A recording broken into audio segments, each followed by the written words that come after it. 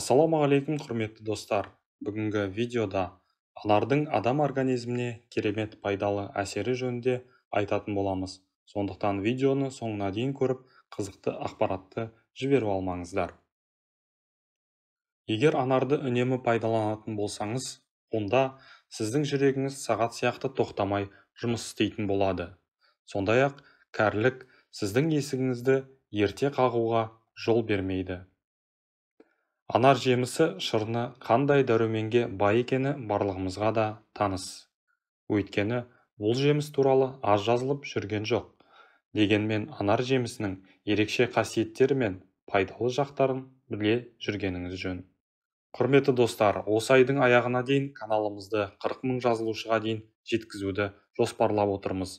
Бұл мақсатымызға жетуге барынша көмегіңізді сұраймыз. Ол үшін каналға жазылуды, қоңыраушаны басуды және видеоға лайк басуды ұмытпағайсыз. Кішкене ғана сіздердің әрекеттеріңіз біздерді жаңа пайдалы видеоларды шығаруға шабыттандырады. Ең бірінші, анар адам организмін құнарлы заттармен қамтамасыз етіп отырады.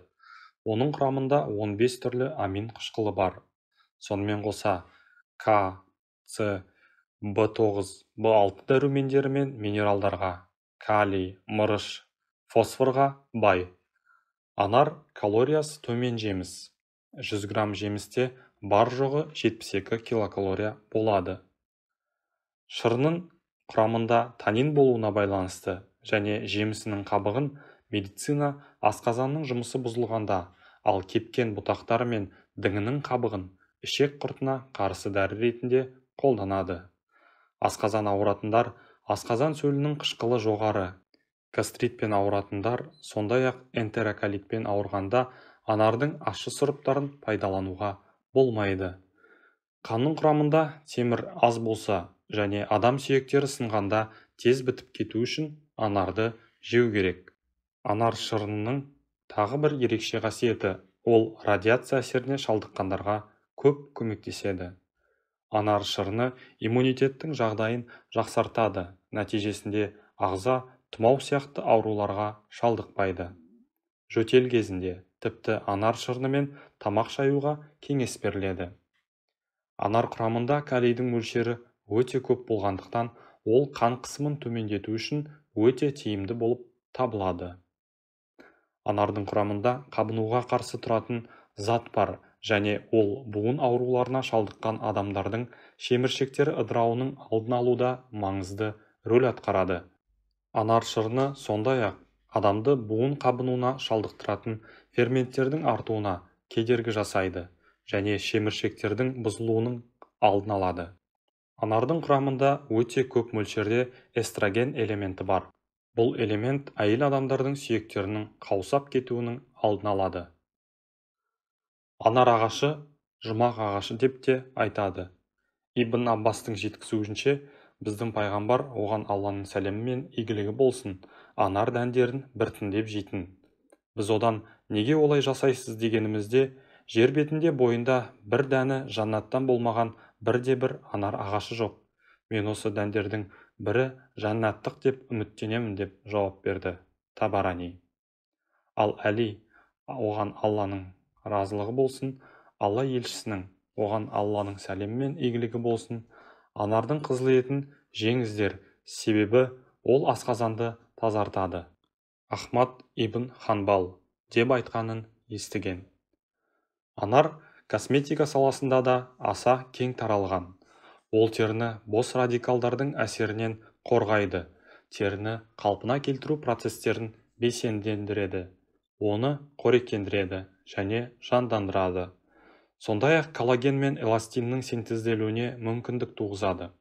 Бұл әжім қыртыстарының жазылуына, терінің тығыздығы мен созылымдылығын ұлғайтады. BBC каналының хабарлауы бойынша, Лос-Анджелестегі Калифорния университеті зерттеушілерінің бір тобы 65-70 жас арасындағы простата ауруына шалдыққан ер адамдардың бір тобын бақылауға алған екен. Бұл адамдар хирургиялық жолмен немесе лазерлік терапия арқылы простата ауруынан емделуге тырысыпты. Бірақ тексеру кезінде байқалған белгілерге қарағанда, бұл адамдардың ауруы одан әрі өршіп кеткен.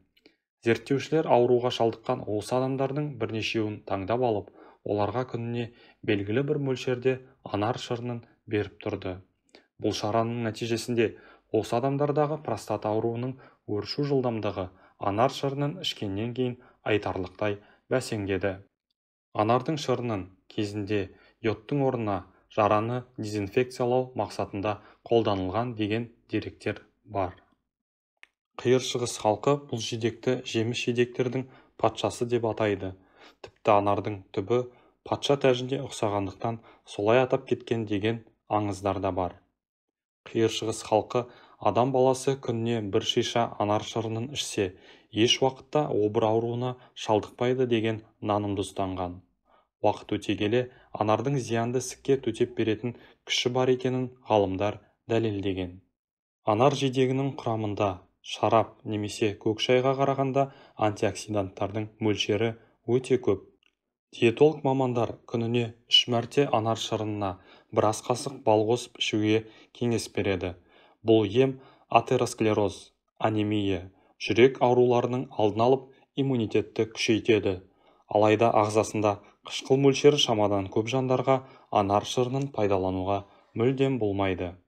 Анар жидегі немесе оның шырыны әсіресе мектеп оқушылары мен сынақ тапсырғалы жатқан студенттерге аса пайдалы. Оның құрамындағы минералды заттар мен жеміс-жидек қанты ми жұмысын жақсартып, ойлау қабілетін арттырады.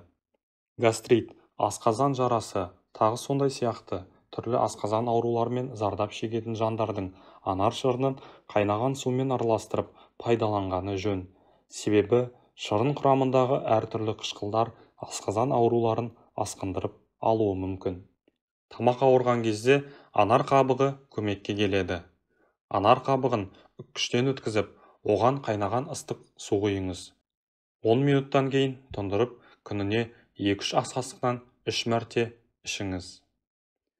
Ангина кезінде тамағыңызды анар шырынымен шайыңыз. Бұл емді стоматит ауруында да қолдануға болады.